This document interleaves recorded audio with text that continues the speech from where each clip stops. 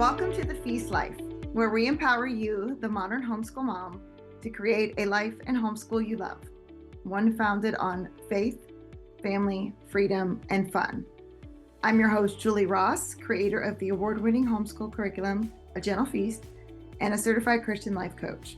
For more information on today's episode and to access my free gift for you, check out thefeastlife.me. Charlotte Mason once said, "Life should be all living, not a mere tedious passing of time." So on this show, we seek to savor the feast of life. Girl, grab your favorite beverage and pull up a chair. You are welcome at this table.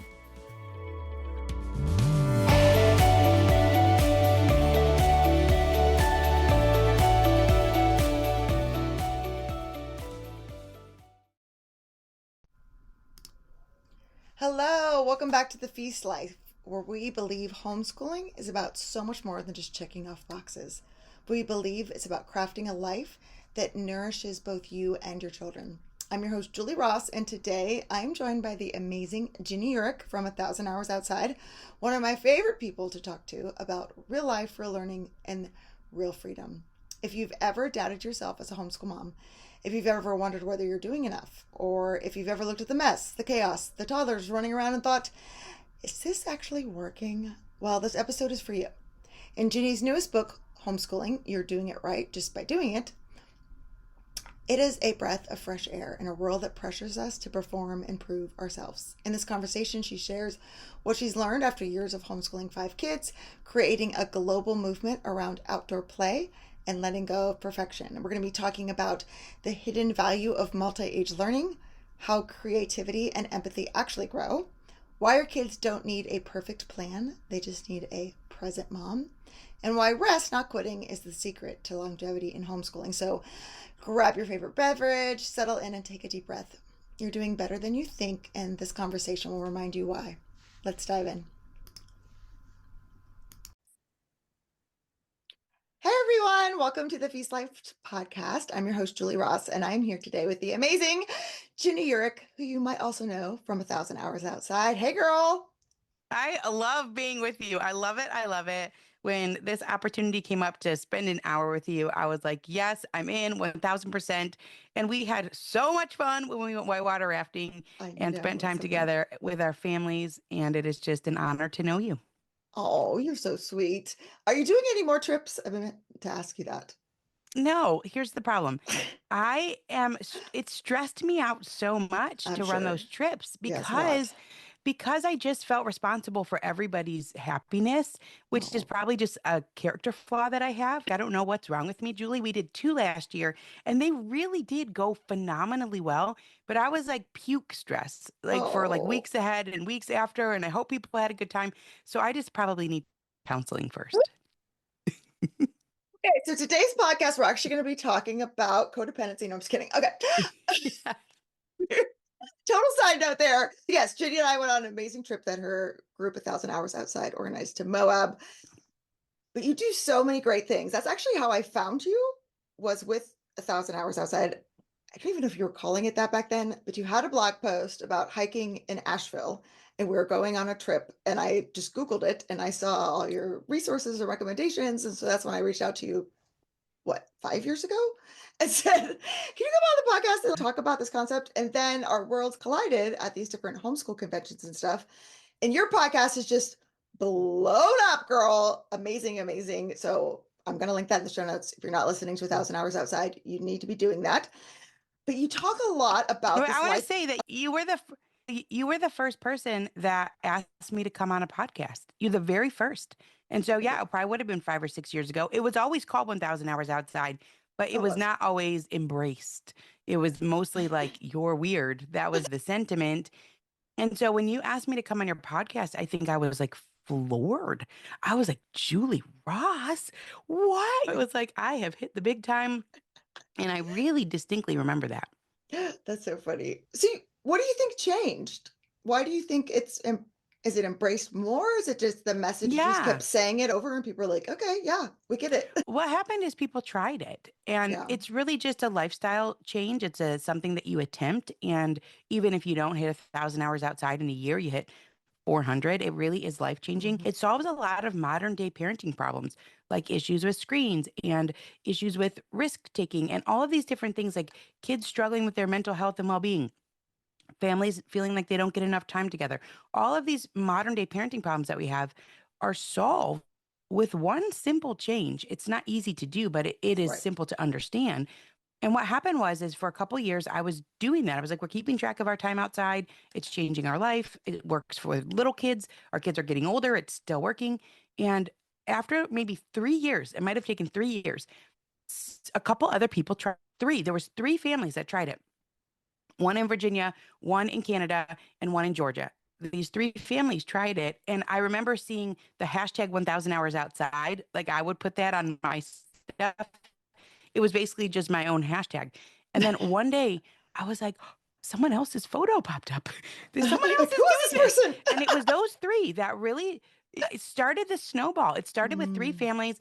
They did it and it works. It just works. If you try it, it works.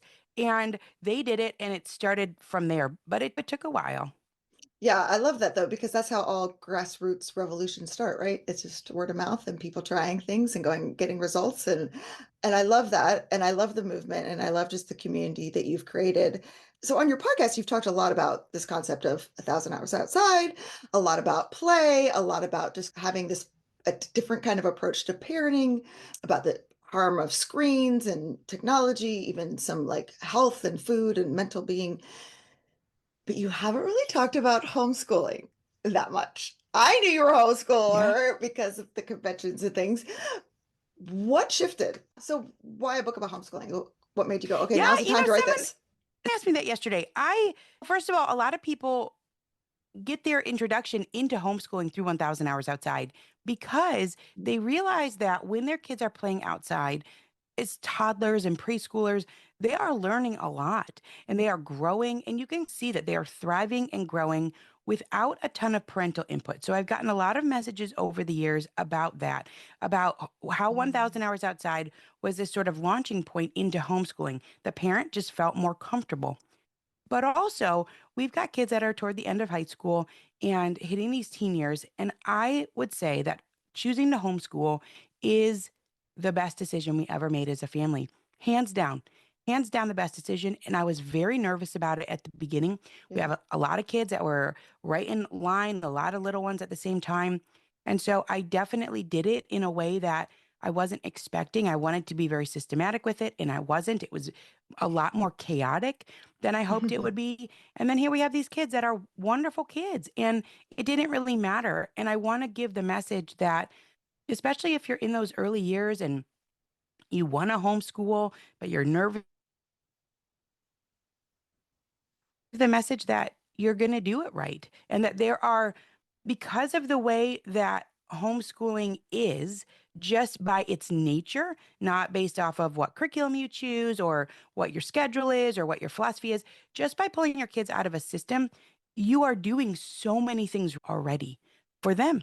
And that's what the book is about. It's called Homeschooling. You're doing it right just by doing it, which is what I believe wholeheartedly, even though there's going to be things that you do wrong along the way that you're going to change and you're going to adjust and you're going to say, I didn't like that. But as a whole, your child is going to grow and thrive. And that's the message that I want to give out.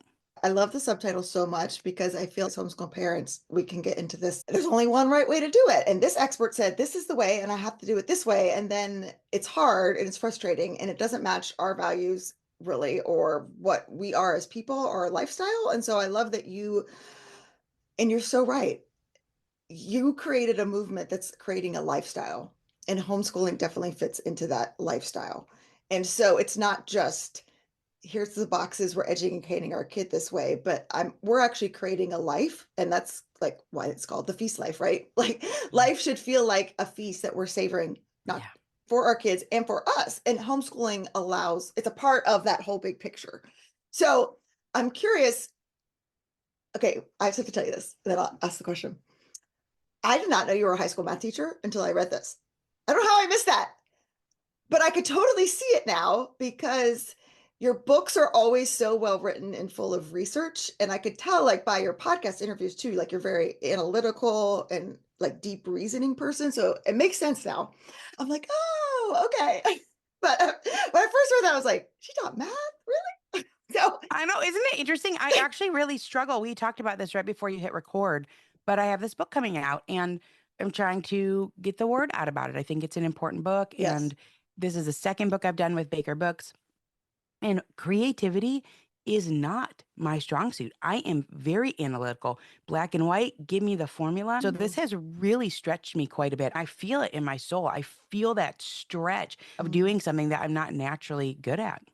I think it's important though, because we need people that can do the analytical part and give the, like in your book, there's lots of statistics, lots of research, lots of things that are like, no, this is why. Because for me, I'm like the creative, floaty person, and I'm like, oh, this just feels so Yeah, like great. we should And basically work together. Like, we I should. need your help, Julie.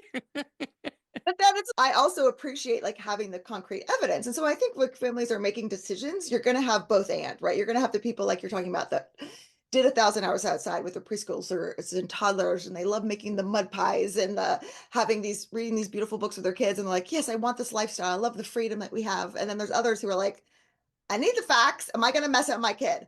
So I feel like your book did a really great job of doing that and combining that. So for you, what was that like pivotal moment as a high school math teacher that you were like, yeah, no, I'm not doing this anymore and I want to homeschool? It happened pretty much right off the bat. And this is the story I've told at a lot of conferences, but I didn't have a classroom. And so I had this cart. The school was Oh, crowded and I was a wow. newer teacher and I didn't have a room to myself. I just had this, we called it a cloffice. There was three big desks in there, plus the microwave for the whole week. I taught in the closet. My first teaching position, I was a reading interventionist and I taught in the closet too, girl. Yeah, they just like find a spot for you. It was definitely meant to be a closet, and that's where our desks were. And we would Wow. go. There was three of us, and we would go. And also, there was a microwave in there, and so all of the whole staff would come in that office and microwave their food. And I was so annoyed because I would leave at the end of the day, and I would smell like popcorn, or I would smell like some shrimp pasta dish. It was like this small thing, no windows. It was Oh, really meant to be an yes. office. But I digress. I'm going to complain about it. This is 15 years ago, and I was like, I don't want to smell like your burnt popcorn. I would be so mad. But I didn't have a room. And so what they would do is they gave me this cart and I had all my stuff on it. It was like a two-tiered cart with one opening that you could lock. And I would push that cart through the hallways and go to other people's planning hours. So when they had their planning period, I would be in their classroom. And let me just say that was awful Yeah. because part of setting up a classroom is the Mhm. ambiance. And Yep. I had our kids sit in desks of four. They were on a team. They were arranged a certain way. So like, we had to rearrange the room every single time I went Wow. in. There was not any good ambiance, and all the rooms are different shapes. It was annoying. That's not what this podcast is about, though. But this is the first time I get to just publicly complain about It's a how annoying it therapy was. session we're having today. We're covering it all. Yes, all the things. I'm not creative and I hated having that cart. I've got a lot of issues here. Nobody liked 1,000 hours You outside. still have a rolling cart. I just have to ask in your No, homeschool. no. Yes, yes, we do. Yes, absolutely. They're in our kitchen. We have two of them, and the kids' Fun. stuff, they're three tiered, and everyone has their own tier, and I have one. Yes. 5 kids plus me. Lots of So there carts. we Okay. go. Yeah, I started with carts, still doing the carts. Oh gosh. But the situation was this, and this is really maybe an important piece, Julie. And I want to say this because it's important. There's a lot of parents, moms, dads, who may step away from their career. And I Mhm. did. I stepped away from my career. What is so wild is that I would be 2 years away from completely retiring with a full pension. I've thought about Pensions that a have couple times changed. too.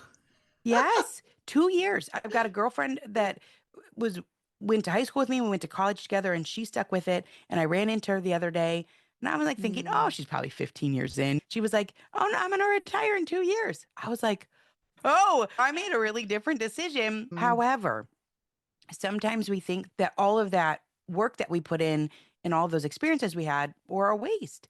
And truly, they are not. There are always things that you can glean from them and look back on. So, in my case, I had this cart and I was in the hallways of the high school. And this would have been in the 2000s, 2008, 2006. And this is pre smartphone. And the things that I overheard in the hallways were so unbelievably vulgar. Yeah. And it was because there's no adults out there and no one. I'm not super tall. I know you're not either. So maybe I'm 5'2" or Yeah. 5'3". I was 22. So I didn't, and I got like my cheeks, like my baby cheeks never went away. Let me add this to the complaints. They never went away. Someone the other day thought I was 12 years old. What? Oh my Yes. I was like, no, I'm What's a not. compliment when you get to be around our age, though? I don't know. 12 is a little low. I would take 17, but 12? I was like, wait, come on. So I have a lot of problems in my life, seriously. But at 22, I fit in. I fit in with the kids. Nobody knew I was an adult till they saw my cart. And they didn't have any filters. And I overheard Mm, the most vulgar things. And then occasionally a kid would catch my eye and be shocked and embarrassed. But this is pre-smartphone. Now, at the very end, when I was deciding to come home, but right before I decided to come home, we had kids, the Blackberries came out. And so the kids were all cheating on their tests. They would have their phone in their shirt. And it was just an epidemic of cheating. They're taking pictures of the hmm test and Yep. sending it to the next hour. So Yep. that was hmm just starting. And Wow. additionally, there was a third piece was that full day kindergarten swept through in about a year. So up until I that remember point, that. kindergarten, Yep. it was half day everywhere. And then all of a sudden, it was full day. And I was in administration for that 1 year where I was helping with math curriculum across the district. They were making it every single school, every single classroom, every single teacher. It was homogenous. It's got to be the Yep. same. You got to give Yep. the same assessment. It's got to be on the same day. It became an assembly line. Yep. And teachers are so creative and teachers are Yes. so loving, most of them. And they're vivacious and they care about their kids and they know their kids. And it was like that was being stripped away from them. So I sat Mm. in these meetings with these kindergarten teachers where they were trying to figure out what are we going to do with this extra half a day. Now these kids are going to be here for a full day. They're going to be here from whatever it is, 8 to 3. It's a long day. What are we going to do? And the teachers were so unanimous. They're going to need a nap. We got Yep. to bring back the PlayStations. I was like, when did they take away the PlayStations? Like, well, you don't have that anymore. Like the Yes. dolls and the cars and the Play-Doh and the painting. That's what kindergarten was for me. And they said, we have to hmm bring those back. The kids need to Yeah. play. They're going to need recess. And what ended up happening was none of that. It all went to academics, Yep. all of it, Yep.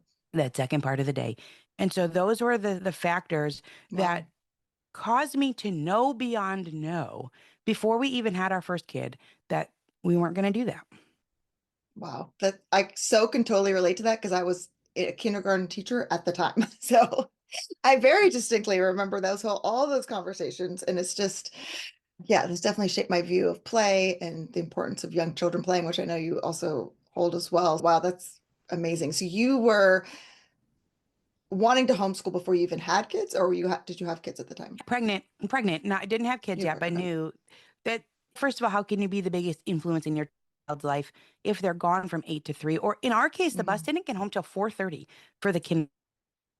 For kindergarten, And play wow. wasn't a part. And also knowing that the teachers fought for it. The teachers were very unanimous and very loud about the needs of the children. They knew the needs of the children, and someone else Mhm. decides. It's always Mhm. someone higher up. You Yep. don't even often know who it is. You're like, Or who, who's where? probably never been around a kid Yes. ever. Yes. Have you ever tried to teach a kindergarten Yeah. classroom? Yeah. But that's who makes the decisions. And then the Absolutely. teachers have to follow it. Yeah. And so in your journey for homeschooling, I know for me, it was this is what school looks like, and this is how kids learn. And so I'm just going to do this at home because this is what I was trained in college. This is how learning looks. Was it like that for you and you had to grow out of it like I did? Or what was like your first kind of foray into the homeschooling world? Yes, I had to totally grow out of it because I wanted to be comfortable with the box checking. And so I knew where to find my training was different. So in Michigan in high school or even middle school, I think you get the degree of the thing that you're going to teach. So you Right, might right. get an English degree. So I have a bachelor's of science in math. And then you have 1 year further than that where you get your teaching Okay. certificate. And I think half of that is student teaching. So the educational courses that I took were not that robust. I Yeah. actually remember nothing from them. And more so, it was really the classroom management piece that was important. And that's important to know because I think often people just think you have some magical advantage because you have this teaching certification. And I'm like, no, it's really nothing to do with anything. I don't Mm, remember it. I didn't learn anything practical. And I didn't learn, Julie, that there's all these other philosophies of education. Like here you are Yeah. promoting Charlotte Mason and talking about this big feast. Why didn't anybody teach? Yeah. I Hey, didn't learn about it in college. Nope. yeah, there's other philosophies besides this one narrow path of one way, and Yeah. then you get your college degree. That's it. And I was really floored, actually, that there was all these other different educational Mm, philosophies. So in my case, I was planning on printing out the content standards. I didn't know where to find them because I was a teacher, but they're public. right. And so in kindergarten, and I talk about this in the book Homeschooling. I have distinct memories of what they were. What are the content Mm. standards? One of them was in social studies for kindergarten, you have to be able to distinguish between yesterday, today, and tomorrow. So I was like, okay, I'm going to make a checklist. Can we It's do that? always like Esther Morrow. And Yeah, last year I exactly. went to grandma's, but it was like yesterday. Like they have no concept of time. Yeah. So I was like, maybe we're going to work on that in kindergarten. And one of them was to be able to throw a ball with one hand with the other foot forward. That was in the phys ed. So in some of the things I didn't know, some of the things in the English and the reading, it was like these dolce sight words. I'm like, I didn't know what that was, but I Yeah. figured I'm going to figure it out. What happened was, Julie, and this is maybe similar to your case, and probably similar to a lot of people's stories, I just couldn't do it. We Yeah. had these younger kids, we had these circumstances that were out of my control. My husband had lost his job. It was just a chaotic time. And I had to come to terms with the fact that I wasn't really going to be able to do it in that checklist way. And I really was freaked out. I was freaked out that I was going to mess it up. And then I started to look into it's from my midwife. Her kids went to Waldorf schools for a bit of time, and there's a Waldorf, a Steiner, I don't ever know, Rudolph Steiner, Waldorf, one of those schools here in Ann Arbor, Oh, Michigan. okay. And her kids went there, and she would tell me here and there about how they didn't start reading instruction until they were 7, and that Mm. they would do little chores in the classroom, and everything was made of wood and flax and linen and I don't know. I don't know. Yeah. That's what it was. And I went and visited one time because they had this open house for a Christmas party. And I was like, oh, this is really different. And they had the schedule on the wall. Monday, bake day, Tuesday. I mean, it was like that. And this is for kindergarten. And I thought this is really different than the check the box, dolce sight words. Can you throw the ball? Can you Mm. dance? It was like responsive dance and the teacher dances and the kid dances. And these are the checklist Yeah. things. And That's so I funny. thought, oh, there's another way. There's different ways to do this. People are choosing different ways. And that really took me down the path of reading about, like Rudolf Steiner says, there are physical markers that show a child is about to be ready to read. And one of them is that they can take their arm and lift it over their head and touch their ear. It's pretty wild. And if you've got it, yes, Julie, great. I'm ready to read. You can read. But if you have a 2.5-year-old and you do that, they can't. And Mm. they're your 5-year-old, your 6-year-old, maybe your 7-year-old. It has to do with body proportions and your internal organs being formed. There's all of these other things. And so I did it. I waited. I waited based off of the Waldorf school philosophy, based off of what they do in Finland. I waited because I had to. And I think that's another lesson in life. Mm. Sometimes your deficits turn out to be the strengths. And that's such a beautiful lesson for people to hear because it's scary because we're told that at age 5, every child will magically learn how to read and write sentences. And you see what their public school kids are doing. And you might have family that are like, oh, can you read this for me now that you're in school? And why aren't you doing anything with your children? And it's so Yes. countercultural. It's definitely become more so where it's people are having this conversation, but it's still very much against the norm. And then how did you keep faith to wait? It was just the deficits. I mean, No. I didn't really have many other options because we had these younger kids. Yeah. And that's really my story. My story is birthed out of failure. People ask about 1,000 hours outside, and there's been times where people have said, I wish I would have come up with that. And I'm like, no, you don't. It just basically came out from me being an awful parent. And so I'm like, I had to go outside, and waiting was because I had these younger kids and I couldn't do the checklist thing.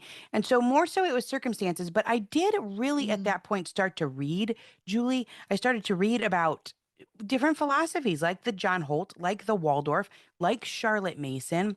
And I started to learn about all of these wonderful other ways that kids can learn and grow. So I would say, and I'm really thrilled to have this book out there because it's books. Books are what Mhm. gave me the backbone to stick with it because you start to read other people and you're like, if enough other people are saying this, maybe there's something there to be trusted.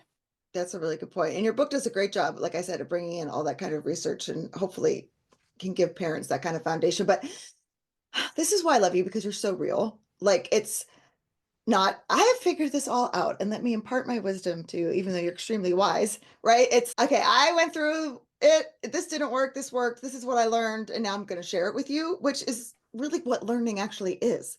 It's Yeah. not, I'm going to figure it all out. And if I follow these steps, I will have this perfect homeschool for my children. It's learning is trial and error. And oh, that didn't work. Okay. Edison said, I learned 1,000 ways not to make a light bulb. And you're like, okay, Yeah. that didn't work in my homeschool. Let me try something else.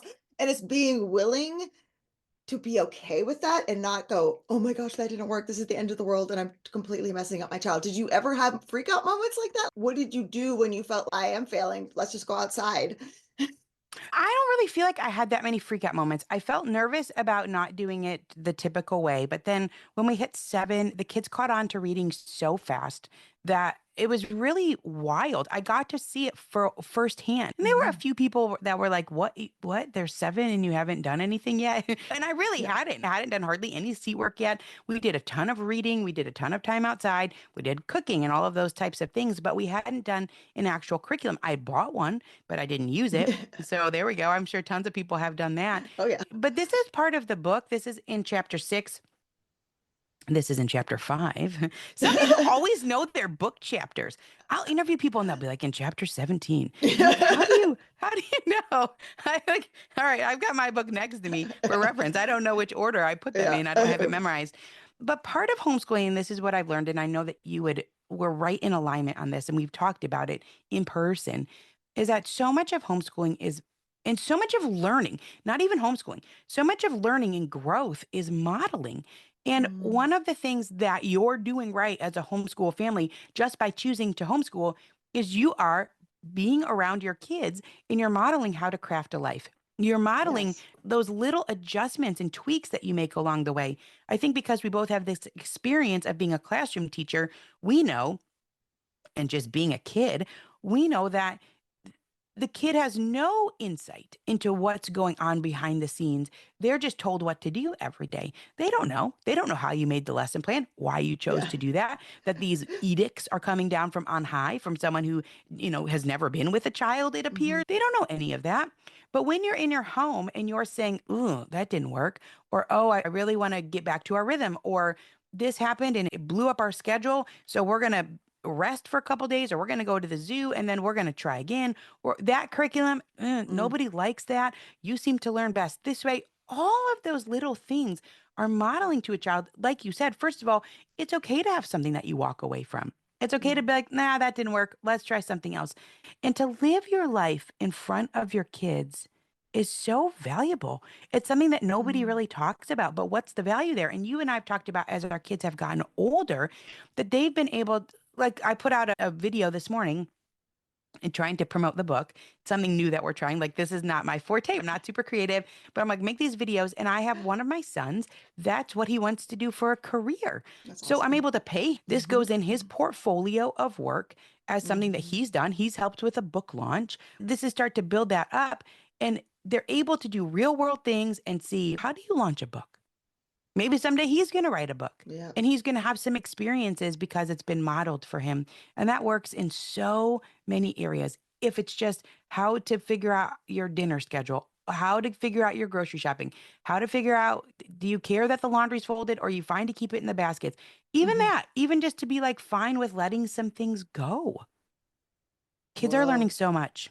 yes, and I love that. And I think maybe it was Peter Gray that you had on your podcast. I can't remember, but talked about how like in for thousands and thousands of years, this is how children learned. Like they were, especially like Yeah. tribal kind of communities where they're watching their parents hunt and take care of the house and like they're experiencing it and learning it alongside their parents. It's not something that they have to go off to learn.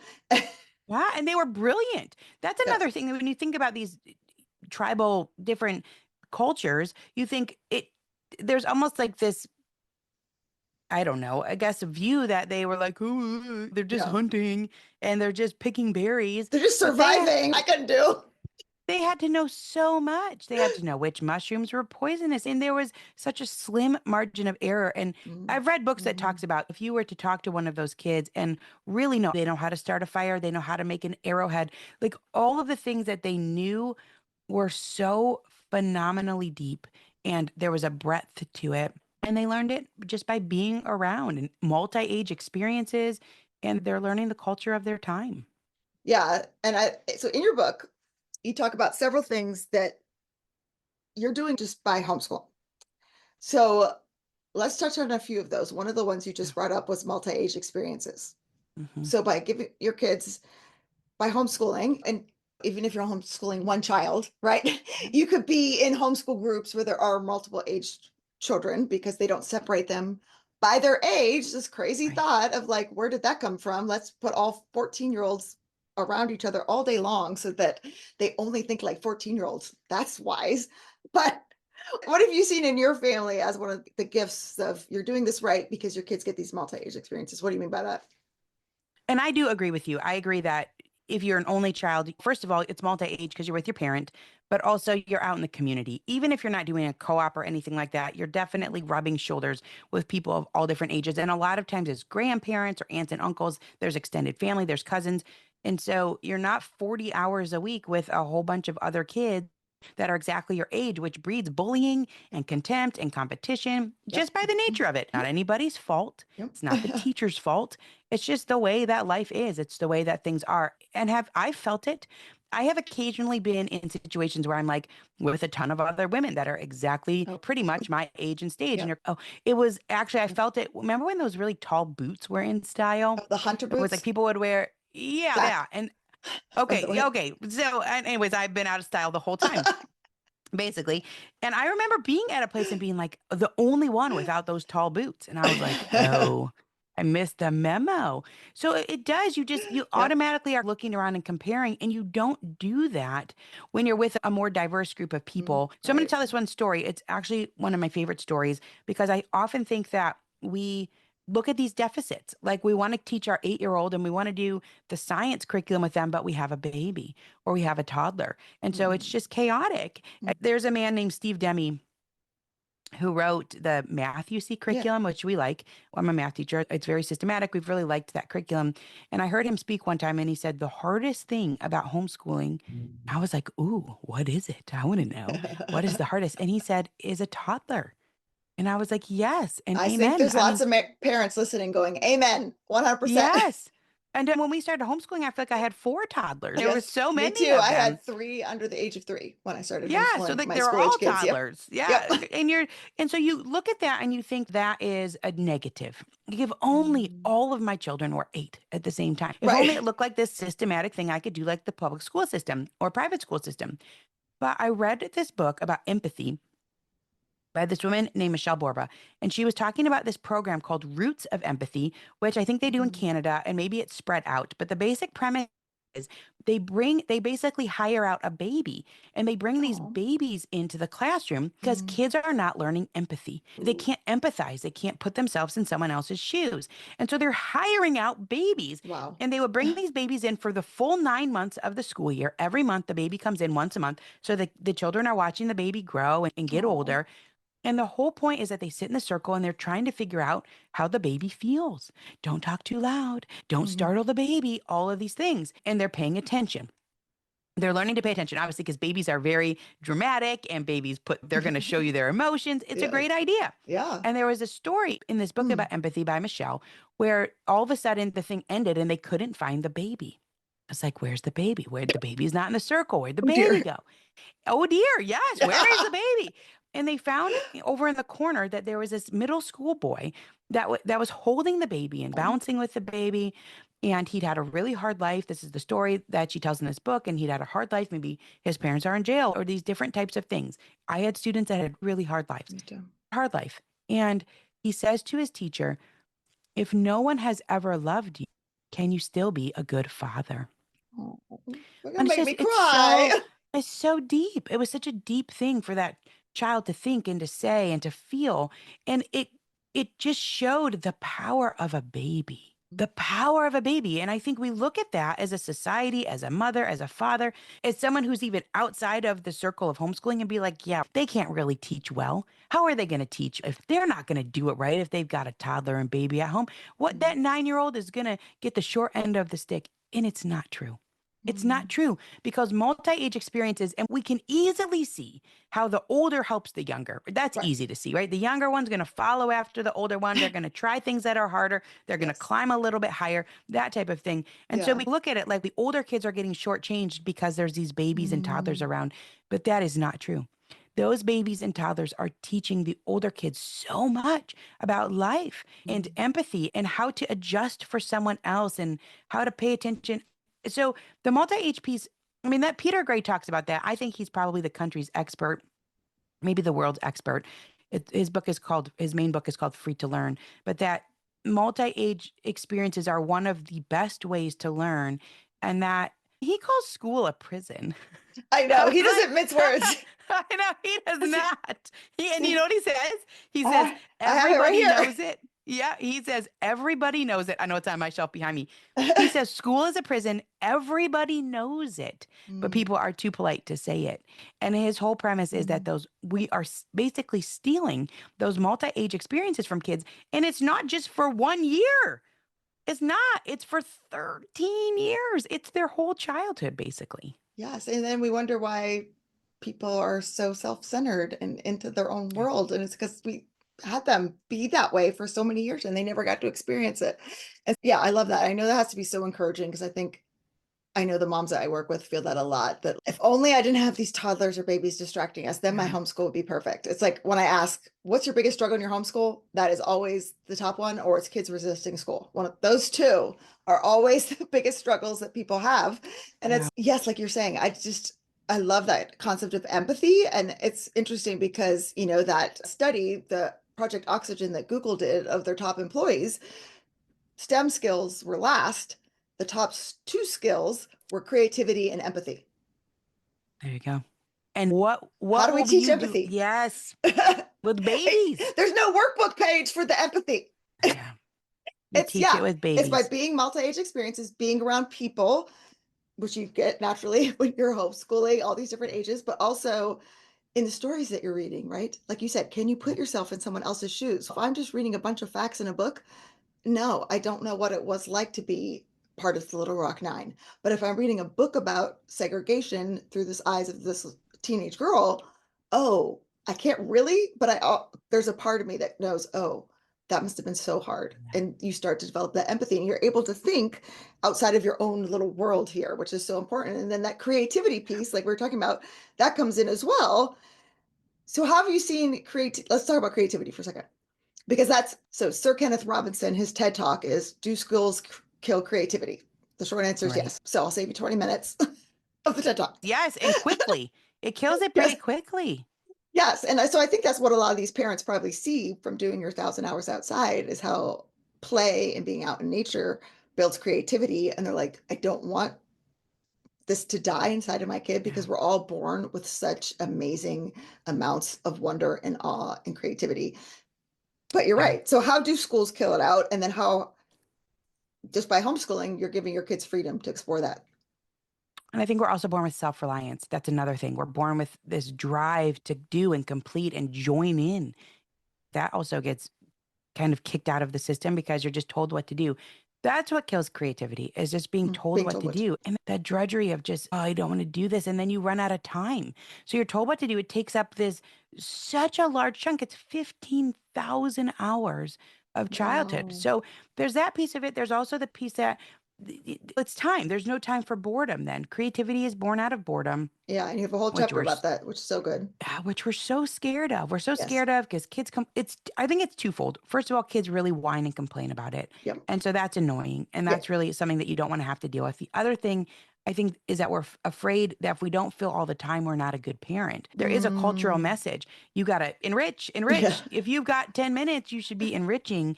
And so then there's no time for the kid to come up with nothing. So in our home, the kids are drawing and they're creating Our youngest is always making something out of cardboard. And right now, underneath the school table, she has a shop set up. And there's little pieces of paper that are hanging, and you can come order from her store. And you have to climb under the table. So I'm like, I don't really want to come. Okay, whatever. What kind of store is Bye. this? Yes. But it's because there, once again, it goes back to what feels like a deficit, which is that you cannot logistically fill all that time. You're nursing your baby, you're running around after your toddler, they're knocking over blocks, you have to serve another meal, you have this appointment you have to get to. And so, inevitably, a child grows up with more space, and that allows Mm. them the opportunity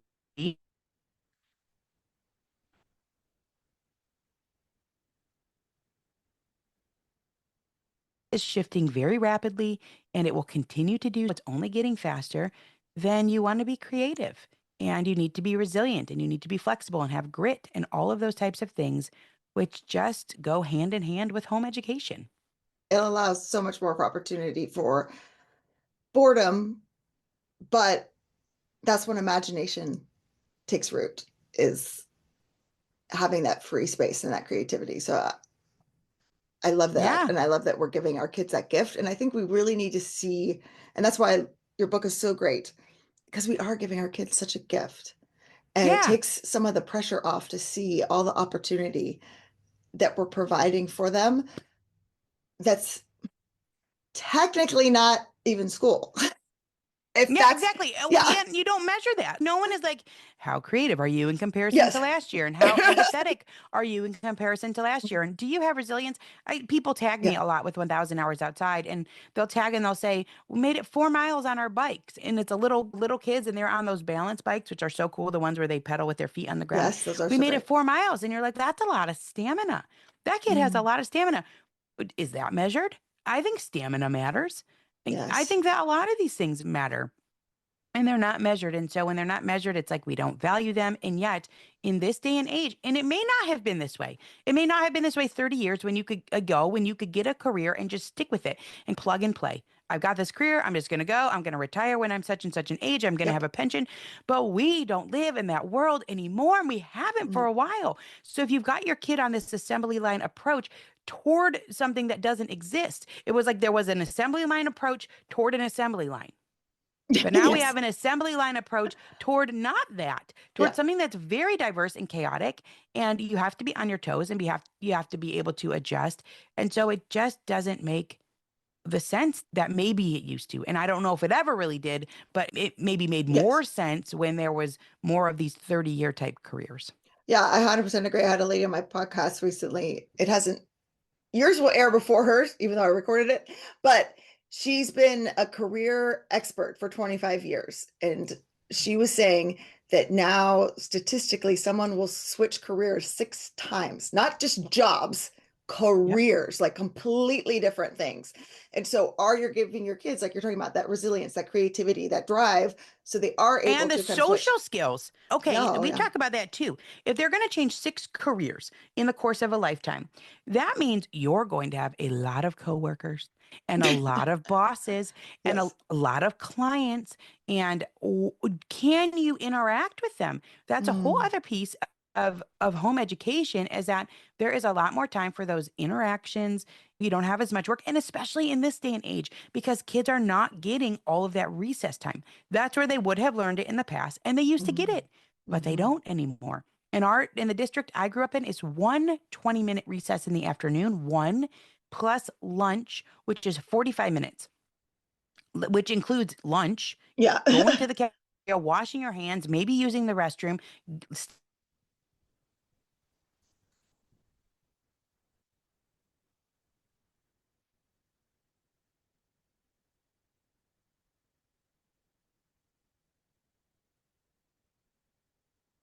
Short, Julie. And here we have like the competency of the future. This is what I've been told. The competency of the future is relational. Our kids getting a chance to work on their But I relationships and can't their believe you're social saying skills. this, Ginny, because we all know that homeschoolers can't socialize. If we want them to socialize, we have to put them 8 hours a day with people their own age where they're told not to talk. That's Right, always right. cracks And me up. yes. That's not Well, and socializing. I think I think actually, I'm really glad you brought it up because this is important for people to understand. In the 1980s, the homeschooling was illegal in a lot of places. Oh yeah, it And wasn't until like also 1993 or something. Yeah. yes, hardly anyone was homeschooling. And so what happened is parents had these convictions. They didn't want to send their kids to these different institutional settings. So they kept their kids home basically illegal. They broke the law. And what they would do is they would pull, I've talked to people like this. They would all pile in the van and they would back out the driveway, head to the school. Then the kids would duck. They Oh would wow. duck down and they would drive back home and come into the garage and get out. Wow. And they would stay in the house all day because they were doing something that was considered illegal. They weren't out in the community. Oh, They I didn't go can't to the even grocery imagine. store. Yes, I can't imagine either. They didn't have any other friends that homeschooled, but they did that. So the stigma Wow. comes from that. That's what Yes. it comes from. And rightfully so. Correct. I commend those parents. I Yes. commend the ones who came before us bravely and stuck to their convictions and did it when it was way harder Oh than it yeah. is now with no internet and no co-ops and no support, no conferences, no podcasts. Yes. They did it then. And of course, those kids would have been slightly odd because they were home all day and they Yeah. couldn't go out until everybody got home from school. So, yes, that's understandable. Mm. But that is not how homeschooling is today and hasn't been for a while. That's a great point. I never put the two together, but that makes so sense of where that stigma comes from.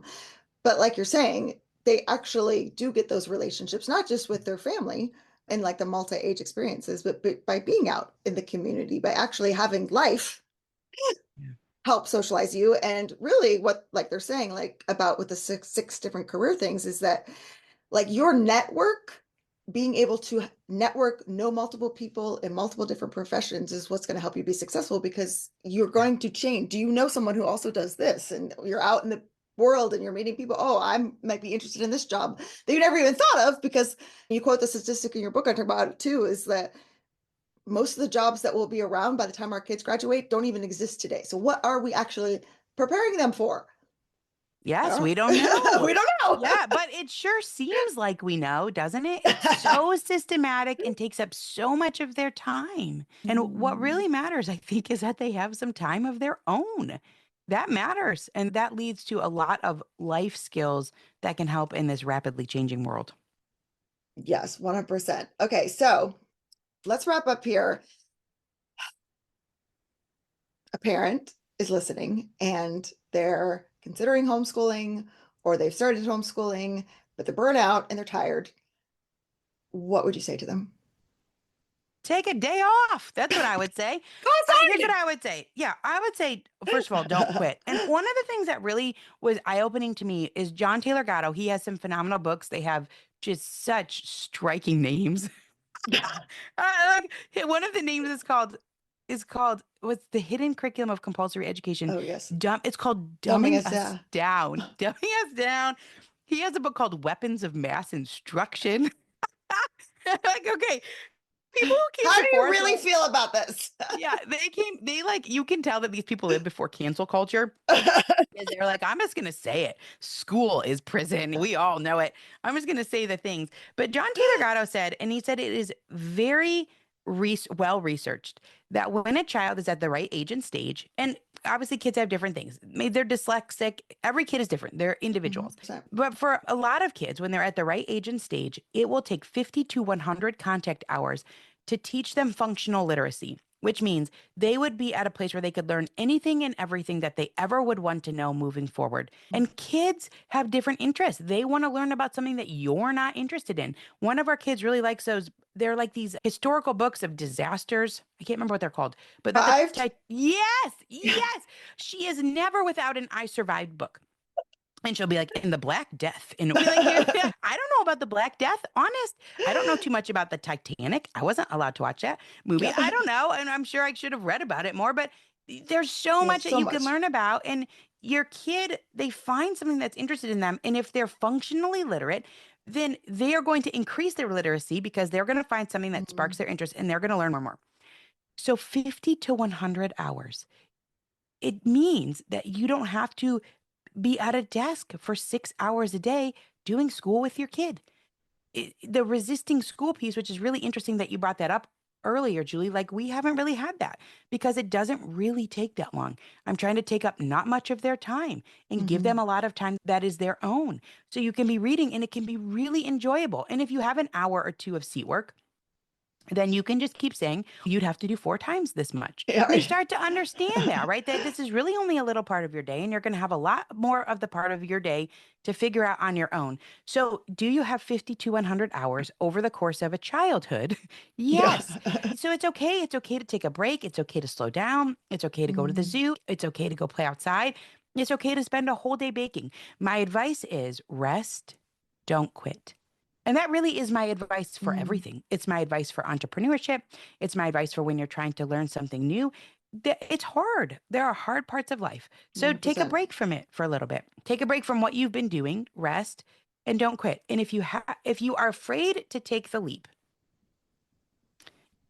I tell people you'll never regret it. And I'm sure that you say the same thing. You will never Mm, regret this time that you have with your kids, and they thrive, and you don't know the outcome. You don't know where it's going to land. no. And so that's the faith that you have to have that, as Peter Gray said, kids are biologically designed to self educate. They come into the world, I would say God made them that way. They Yeah. come in the world just ready. They're ready to go for it. And so our main task really is not to hold them back. And so that's why the book, Homeschooling, You're Doing It Just by Doing It, is about the innate things that you are already doing. And I think we have to think about these things. Why don't we 100%. talk We about don't. it? We don't Why talk don't we about them talk about enough. it on the other end? Why aren't we like, hey, isn't it weird that all those second graders are together every Yeah. single day for the, why aren't we talking about that? Why isn't it weird that they only get a 20-minute recess? Like, why aren't we so focused on that? Mm, We're focused on all these other things. We're focused on all the deficits of homeschooling, those weird unsocialized homeschoolers, but we're not really thinking critically about the portions of systemized learning in institutional settings that might not behoove a child. And so the message is that's the message. If you're scared, you're going to do it right. That means you're going mm, to do some things wrong. But right. overall, for the whole thing, if you're a parent that loves your kids and you're committed to grow, you're going to do it right and your kids are going to turn out just fine. Yeah, it's interesting. Horace Mann, who was like the founder of compulsory education in the United States, Massachusetts in the middle 1800s, one of his reasons why children should be separated from their parents is because parents could never educate their children because they love them too much. That they would dote Wow. on them too much, that they would let things go. And you need to have someone who could be hard on children to get them to learn properly and be successful adults. And it's so fascinating to me because you love your children so much. You're the perfect person to homeschool them. You've spent your whole life, their whole life, knowing they like this, they don't like that. This is how they grow. This is how they change. They learn how Yes, to walk you and love them talk and do all and these other important yes. skills with you. Yes, you love them and you know them. And that's another thing. I as a teacher and you would relate, you have these new kids that come in every year. Now as a high school teacher, you have 150 every Oh, I can semester. imagine that. 150 students and you don't know them and you don't remember them either. Mhm.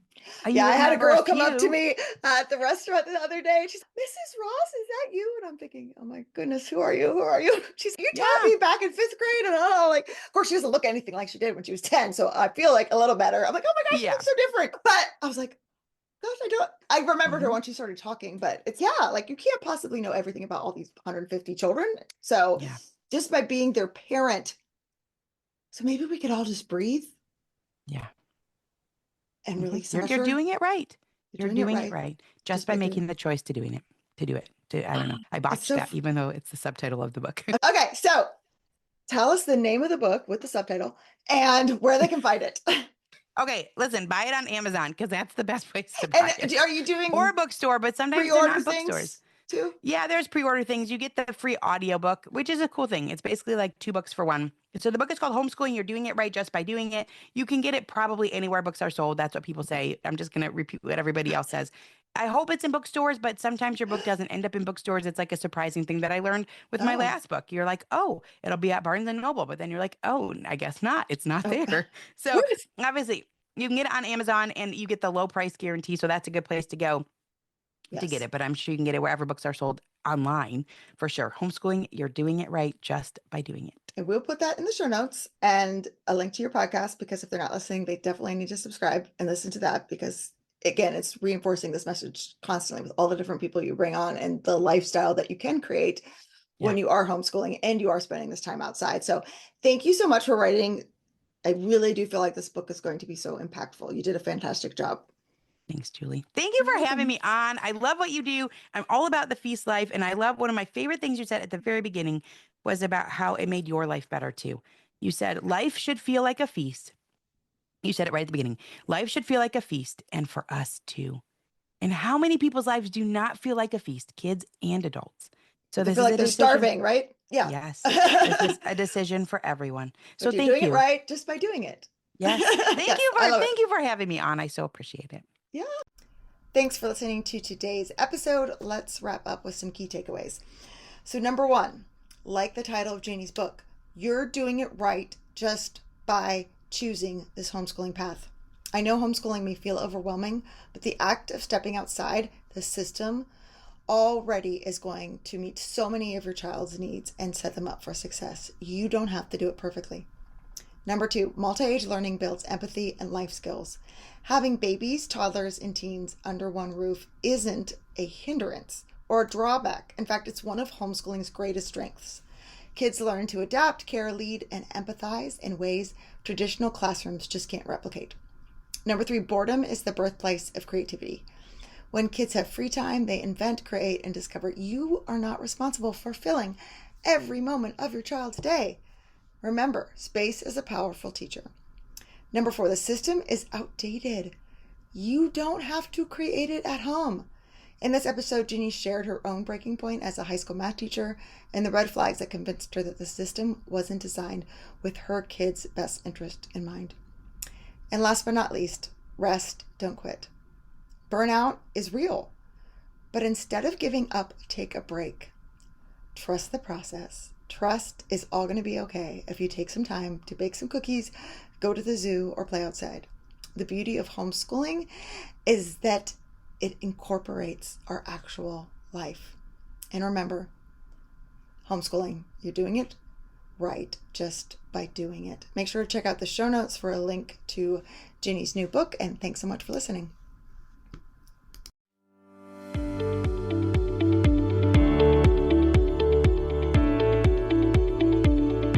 Hey there, Julie Ross here. I just wanted to say thank you for listening to today's episode. If you like this show, it would mean the world to me if you would leave a positive review in iTunes. This really does help people learn about the podcast. And each month I will pick a winner to receive a free gift. Don't forget to check out all the free resources we created for you at thefeastlife.me. Thank you.